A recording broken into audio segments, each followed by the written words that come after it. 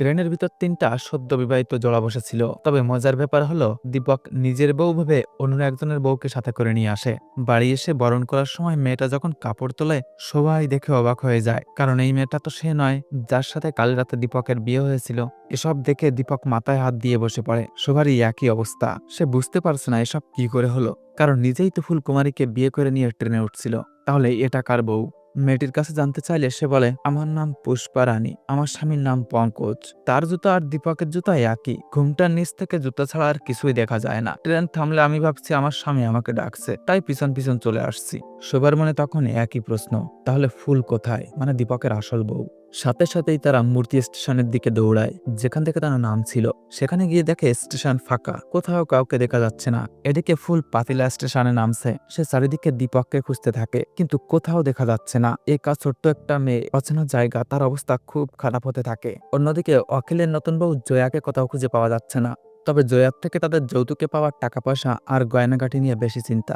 বউ হারিয়ে গেছে তো কি হয়েছে, অখিল তার এক্স গার্লফ্রেন্ড ডলির সাথে বাসরাত করার চিন্তা ভাবনা করছে। তার মানে বোঝা যাচ্ছে অখিল ও তার পরিবারের লোকজন মোটেই ভালো না। পরের দিন সকালে ফুল স্টেশনের ওয়াশরুমে গিয়ে খুব কান্না করতে থাকে, কারণ অল্প বয়সের একটা মেয়ে বুঝে উঠতে পারছে না সে এই মুহূর্তে কোথায় যাবে, কি করবে। তার স্বামী বা কোথায় হারিয়ে গেছে। সত্যি বলতে ভীষণ বড় একটা সমস্যায় পড়েছে মেয়েটা। একটু পরে বাইরে এসে ছোটু ও তার বন্ধু আব্দুলের সাথে কথা হয়। ছোটু শান্তি মাসের চায়ের দোকানে কাজ করে, আর আব্দুল স্টেশনে ভিক্ষা করে। ছোটু ফুলকুমারীকে স্টেশন মাস্টারের কাছে নিয়ে যায়, তবে মাস্টার তেমন একটা সাহায্য করতে পারছে না, কারণ ফুল তার শ্বশুর বাড়িও চেনে না আর তার গ্রামের নামও জানে না। সে শুধু বলতে পারে তার বাপের বাড়ি গঙ্গাপুর, তবে বাপের বাড়িও যেতে চাইছে না, কারণ স্বামী ছাড়া গেলে ওর পরিবারের খুব বদনাম হবে। সবাই মনে করবে ফুল অলক্ষী, কোনো দোষ করছে, তাই তার স্বামী তাকে রেখে পালিয়েছে। মাস্টার ফুলকে পুলিশের কাছে যেতে বললে সে রাজি হয় না। ফুলকুমারী এখানে থেকে তার স্বামীর জন্য অপেক্ষা করাটা ঠিক মনে করছে, কারণ তার বিশ্বাস আছে দীপক খুব শীঘ্রই তাকে খুঁজতে আসবে। এদিকে দীপক ও তার কয়েকটা বন্ধু মিলে থানায় যায় মিসিং রিপোর্ট লেখাতে, কিন্তু দারোগাবাবু 15,000 টাকার ডিমান্ড করে। তবে কোনো কায়দায় দীপক 7,000 টাকার মতো ম্যানেজ করে নিয়ে আসছে। এরপর তাদের বিয়ের একমাত্র ফটো দেখে পুলিশ মনে মনে হেসে ওঠে, কারণ ফুলকুমারীর চেহারা কাপড় দিয়ে ঢাকা ছিল, চিনবে কি করে? এইভাবে কেউ ছবি ওঠে নাকি? দীপক পুষ্পার কথাও খুলে বলে যে ফুলের বদলে অন্য একজনের বউকেও নিয়ে আসছে আমি। দারোগা দীপককে বলে আগামীকাল ওই মেয়েটিকে নিয়ে থানায় আসবে। থানা থেকে বাড়ি আসা মাত্রই ভাতিজার কাছে জানতে পারে পুষ্পা কাকি কোথায় হারিয়ে গেছে।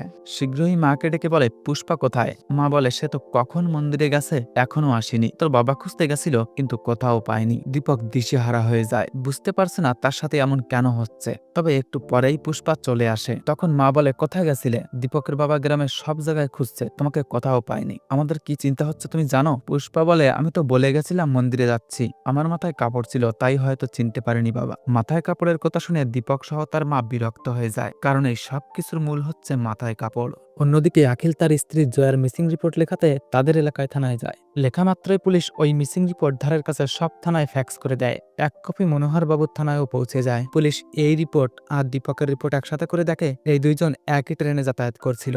অন্যদিকে ফুল এখনও সেই স্টেশনে দীপকের পথ চেয়ে বসে আছে। সে মাঝে মাঝে শান্তি মাসির কাজেও সাহায্য করে, যাতে দুবেলা খেতে শুতে পারে। পরের দিন যখন দীপক পুষ্পারানীকে থানায় নিয়ে যায়, অনেকক্ষণ এটা ওটা শোনার পরও তেমন কোনো সমাধানে আসতে পারে না পুলিশ, কারণ পুষ্পা এখানে মিথ্যা বলছে। আসলে তার নাম জয়া, স্বামীর নাম আখিল। কিন্তু মনোহর বাবু বুঝতে পারে এই মেয়েটা কিছু না কিছু লুকাচ্ছে। তবে পুষ্পা কেন মিথ্যা কথা বলছে একটু পরেই জানাচ্ছি। দারোগা বাবু অন্য থানায় কল দিয়ে বলে আপনারা জয়া নামের যে মেয়েটার মিসিং রিপোর্ট বানিয়েছেন তার একটা ছবি দিয়েন তো। আর এরপর থেকেই পুলিশরা পুষ্পার উপর নজর রাখে।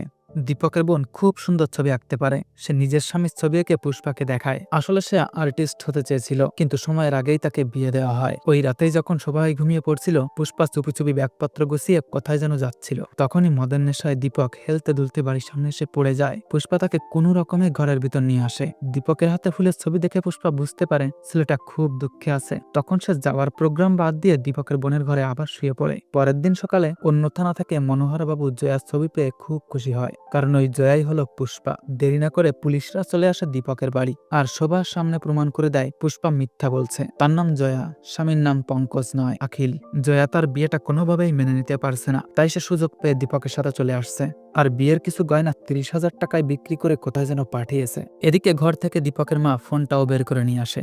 জয়ার কাছে যে ফোন আছে তাও কেউ জানে না। এইসব শুনে দীপকের মাথায় আর কাজ করছে না, ভাবছে জয়া তার ফুলকে কোথাও গায়েব করে দেয়নি তো। তবে দুঃখের বিষয় হলো জয়ার মুখ থেকে কিছু শোনার আগেই পুলিশ তাকে গ্রেপ্তার করে নিয়ে যায়। আর অন্য থানায় বলে দেয় জয়াকে পাওয়া গেছে।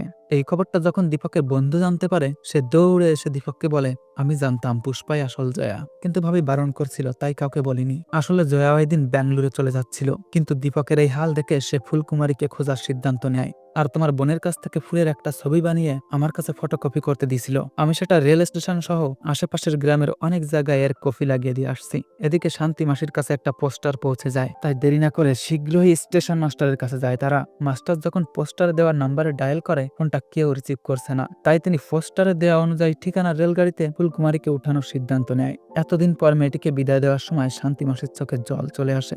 স্টেশন মাস্টার ফুলকে মনে করে দেওয়ার জন্য বলে, ঠিক 9টা স্টেশন পর মূর্তি স্টেশন, ওখানে নেমে যেও। এদিকে দীপকরা চলে যায় থানায় জয়াকে ছাড়াতে। পুলিশ জয়ার কাছে সম্পূর্ণ ঘটনা জানতে চাইলে সে বলে, কিছুদিন আগে আমার পরীক্ষার রেজাল্ট বেরিয়েছিল, সেখানে আমি 800 জনের ভিতর 86তম হয়েছিলাম। আমার খুব বড় একটা ভার্সিটিতে চান্স হয়ে যেত। মাকে কথাটা বললাম, কিন্তু কোনোভাবেই তিনি রাজি হননি। বলল, বিয়ে না করলে আমার মরা মুখ দেখবি। তাই আমি বাধ্য হয়ে বিয়েটা করলাম, কিন্তু যৌতুকের সামান্য কিছু টাকা কম পড়ায় আমার স্বামী সবার সামনে খুব রেগে গিয়ে মাকে গালি দিতে থাকে। আর পরে জানতে পেরেছি ওর আগে আগে বিয়ে ছিল, সেই মেয়েটাকে খুব নির্যাতন করতো বলে ডিভোর্স হয়ে যায়। এসব জানার পরও আমার হাতে কোনো উপায় ছিল না, তাই যখনই দীপকের সাথে আসার সুযোগ পেয়েছি আমি পিছন পিছন চলে আসছি। আর এসে লুকিয়ে লুকিয়ে নিজের গয়না বেচে ভার্সিটিতে পড়ার জন্য একটা বান্ধবীর কাছে টাকা পাঠিয়েছিলাম। ওই রাতেই আমি পালিয়ে যেতাম, কিন্তু দীপকের খারাপ অবস্থা দেখে আমি সিদ্ধান্ত নেই একেবারে ফুলকুমারীকে খুঁজেই যাব। এসব বলতে বলতে হঠাৎ জয়া দারোগা বাবুর কাছে তার ফোন চায়, কারণ ওই ফোনের নাম্বার পোস্টারে দেওয়া ছিল। ফোন চেক করার সাথে সাথে স্টেশন মাস্টারের 12টা মিস কল দেখে। কল ব্যাক করলে জানতে পারে তারা ফুলকুমারীকে মূর্তি স্টেশনের উদ্দেশ্যে পাঠিয়েছে। এটা শোনা মাত্রই সাথে সাথে দীপক তার বন্ধুদের নিয়ে মূর্তি স্টেশনের দিকে যেতে থাকে। এদিকে দারোগা বাবু জয়াকে থানায় রেখে দেয়, কারণ একটু পরেই তার স্বামী আখিল তাকে নিতে আসছে। আখিল আসা মাত্রই জয়ার গালে ঠাস করে একটা চড় মারে, আর তার হাত ধরে টানতে টানতে নিয়ে যায়। তখনই দারোগা বলে, দাঁড়াও আকিল বাবু, এত ব্যস্ত কিসের? আপনি আপনার স্ত্রী হারানো মিসিং রিপোর্ট করেছিলেন, তাই আমরা তাকে খুঁজে দিয়েছি, কিন্তু আপনি পুলিশের সামনে জয়াকে থাপ্পড় মারছেন, জোর করে টেনে নিয়ে যাচ্ছেন। এটা একটা নতুন কেস হয়ে গেল না? সত্যি বলতে জয়া আপনার সাথে ঘর করতে চাইছে না, তাই বেশি জোরাজোরি না করে এখান থেকে চলে যাও, না হলে নারী নির্যাতনের কেস দিয়ে জেলে ঢুকিয়ে দেব।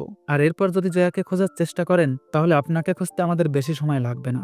আখিল সেখান থেকে চলে যাওয়াটাই ভালো মনে করে। একটু পরেই জয়া পুলিশকে ধন্যবাদ দিয়ে বেরিয়ে যায়। এদিকে দীপক দৌড়াতে দৌড়াতে স্টেশনে পৌঁছায়, তবে ততক্ষণে ট্রেন ছেড়ে দিয়েছে। দীপক আবারও হতাশ হয়ে পড়ে। তখনই ভিড়ের মধ্য থেকে কে যেন তাকে ডাক দেয়। দূর থেকে দীপক ফুলকে দেখে খুব খুশি হয়। কাছাকাছি এসে দুজন দুজনকে জড়িয়ে ধরে খুব কান্না করতে থাকে। শেষ পর্যন্ত ফুল তার শ্বশুর বাড়ি পৌঁছে গেল। এই খবরটা পুলিশের কাছ থেকে জানা মাত্রই স্টেশন মাস্টার শান্তি মাসিকে বললে তাদের খুশির কোনো ঠিকানা থাকে না। সেদিন মাসি ফ্রিতে সবাইকে মিষ্টি খেতে দেয়। এদিকে জয়া দীপকের পরিবার থেকে বিদায় নিয়ে ব্যাঙ্গালোরের উদ্দেশ্যে যায় পড়া কমপ্লিট করতে। আর এখানেই আমাদের গল্প শেষ হয়ে যায়।